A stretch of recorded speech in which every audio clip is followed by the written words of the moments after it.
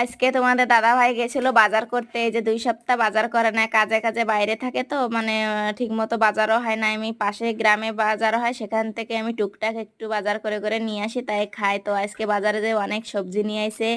আর এই যে 2 কাগজে দেখো মাছ মাংস, তো এখনো কি মাছ নিয়ে আইছে তা তো এখনো দেখি নাই, তা তোমাদেরকেও দেখাবো। আর আমি এখন সব সবজি কটা গুছিয়ে গুছিয়ে রেখে দেবো। তো এই যে টমেটো নিয়ে আইছে, উস্তো নিয়ে আইছে, ভেন্ডি নিয়ে আইছে, বেগুন, লঙ্কা, পাতাকপি নিয়ে আইছে। আর এই যে দেখো মাংস, এখন মাংসটা ঢেলে দিছি কাগজের থেকে। এখন কাগজের থেকে ঢেলে সব ধুয়ে রেখে দেবো ফ্রিজে। দুপুর হয়ে গেছে, তো দুপুরের খাওয়া তো হয়ে গেছে, তো তো রাত্রির জন্য।